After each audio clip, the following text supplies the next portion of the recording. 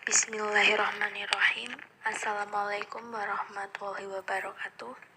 Yang saya hormati Ibu Dewi Anggraini selaku dosen ilmu kalam dan teman-teman PGMI kelas E yang berbahagia. Kami dari kelompok 8 akan mempresentasikan hasil diskusi kami dengan makalah yang berjudul Ilmu Kalam Modern Muhammad Abduh dan Rosyid Ridho. Sebelumnya, izinkanlah saya memperkenalkan anggota dari kelompok 8. Yang pertama, Harisma Zahro, NIM 2321190. 2. Naufal Hanif, NIM 2321191. 3. Salsabila Harisma Putri, NIM 2321192. 4. Hilda Sani Amalia, NIM 2321193.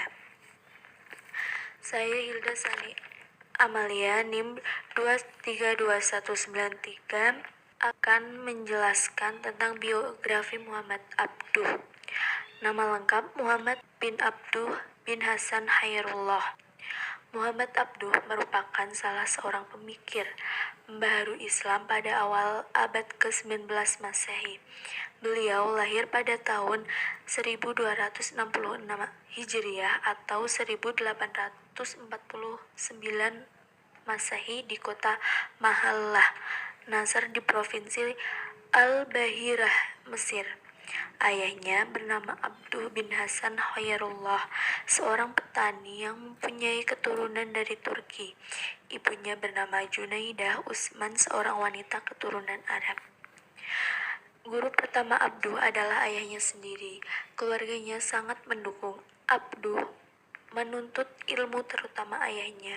Kondisi umat Islam pada masa Abduh akhir abad 18 dan awal abad 19 adalah bagian dari rentetan kemunduran umat Islam. Umat Islam mengalami kemunduran yang sangat memprihatinkan. Wilayah Islam yang sebelumnya berada dalam naungan Khalifah Utsman menjadi sasaran jajahan bangsa-bangsa Eropa. Situasinya berbeda jika dibandingkan dengan kemajuan Eropa. Kebangkitan Eropa disertai dengan ekspansi mereka ke berbagai wilayah Islam. Hal ini menyebabkan terpilihnya Islam menjadi dua kelompok. Yang pertama, kelompok konservatif yang diwakili para pembesar ulama Azhar. Mereka sangat menolak segala bentuk perubahan. Pandangan mereka hanya mengacu pada kejayaan Islam klasik. Menilai pada masa itu semangat kultusisme tanpa disentuh dengan pembaharuan tersebut. Yang kedua, kelompok terpelajar dan dari Barat, mulai mengenai metode modern. Mereka meyakini bahwa melihat sejarah keemasan Islam dengan semangat pengkultuasan, usaha bodoh yang hanya memasung pada kebebasan berpikir. Nah, pemikiran Muhammad Abduh sebagai berikut. Yang pertama, rekonstruksi pendidikan. Kedua, tafsir Al-Quran. Ketiga, kedudukan akal dan fungsi wahyu. Keempat, kebebasan manusia dan fatalisme. Kelima, sifat-sifat Tuhan. Yang pertama, rekonstruksi pendidikan. Terjadinya kontrak pendidikan Islam dengan Barat merupakan faktor eksternal pembaruan pendidikan Islam karena kaum muslimin dapat melihat kemajuan dari Barat pada peralatan militer, ilmu pengetahuan, dan teknologi. Munculnya ide-ide Muhammad Abduh ternyata dipengaruhi oleh situasi, yaitu situasi sosial, keagamaan, dan situasi pendidikan yang ada pada masa itu. Selanjutnya akan dijelaskan oleh teman saya.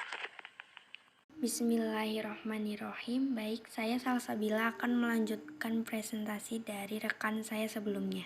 2. Tafsir Al-Quran. Al-Quranul Karim adalah sumber tasrif pertama pada umat Nabi Muhammad SAW, serta menjadi kebahagiaan mereka terhadap pemahaman makna, pengetahuan rahasia, dan pengalaman apa yang terkandung. Rencana pembaruan politik dan sosial Abduh adalah menjadikan reinterpretasi Al-Quran untuk dunia modern sangat penting. Beliau merasa bahwa Al-Quran harus memainkan peran sentral dalam mengangkat masyarakat, memperbarui kondisi umat, dan menyodorkan peradaban Islam modern. 3. Kedudukan akal dan fungsi wahyu, membebaskan akal pikiran dari belenggu-belenggu taklid yang menghambat perkembangan pengetahuan agama sebagaimana haknya salaf al-ummah, ulama sebelum abad ke-3 Hijriah. Sebelum timbulnya perpecahan, yaitu memahami langsung dari sumber pokoknya, memperbaiki gaya bahasa Arab baik digunakan dalam percakapan resmi di kantor pemerintahan maupun di tulisan pada media massa. 4. Kebebasan manusia dan fatalis. Menurut Abduh, selain mempunyai daya pikir, manusia juga harus mempunyai kebebasan memilih, yang merupakan sifat dasar manusia. Kalau sifat ini dihilangkan dari diri manusia, menurutnya ia bukan manusia lagi, tetapi menjadi makhluk lain. 5. Sifat-sifat Tuhan. Dengan ini, Nasution melihat bahwa Abduh cenderung kepada pendapat bahwa sifat termasuk esens Tuhan, walaupun tidak secara tegas mengatakannya. Selanjutnya akan dijelaskan oleh rekan saya. Assalamualaikum warahmatullahi wabarakatuh.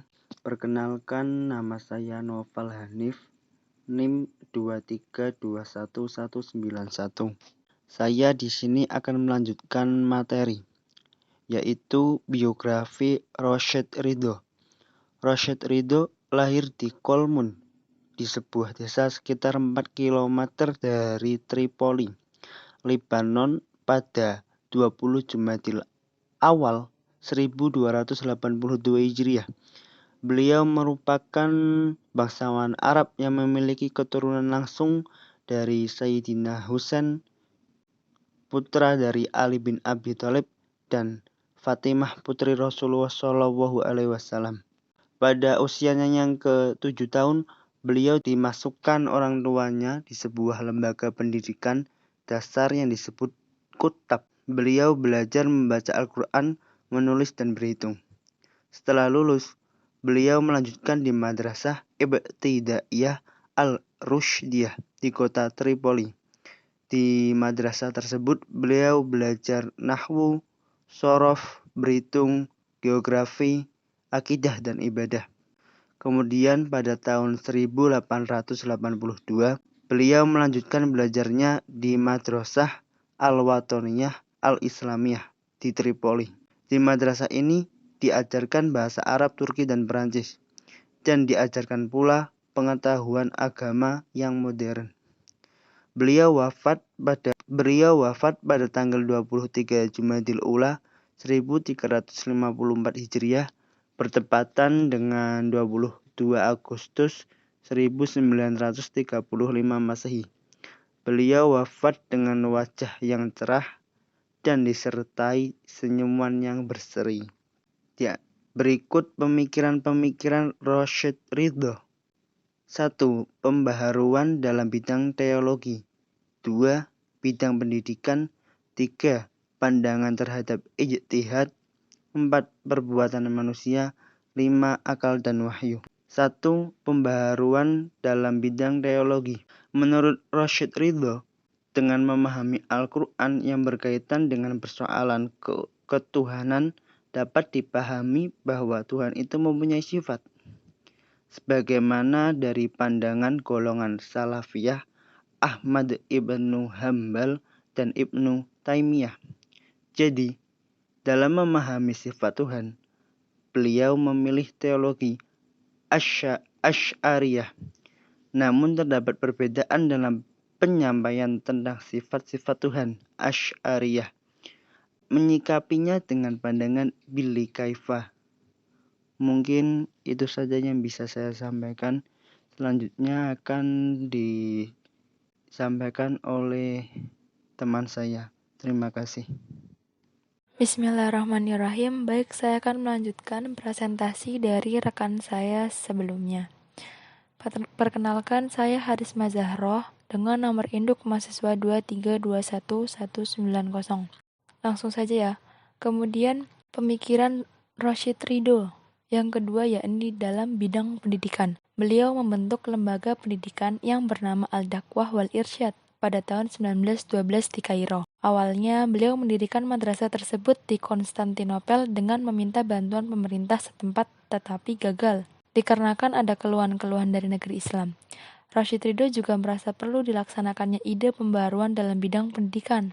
Dengan demikian, beliau perlu menambahkan ke dalam kurikulum mata pelajaran berikut, seperti teologi, pendidikan moral, sosiologi, ilmu bumi, sejarah, ekonomi, ilmu hitung, ilmu kesehatan, bahasa asing, dan ilmu yang mengatur kesejahteraan berumah tangga. Kemudian pemikiran beliau yang ketiga yakni pandangan terhadap ijtihad. Beliau jika memberi pandangan terlebih dahulu melihat jika di dalam nas tidak ditemukan, kemudian meminta pendapat dari para sahabat. Dan jika menimbulkan pertentangan, beliau memilih pendapat yang paling dekat dengan Al-Quran dan Sunnah.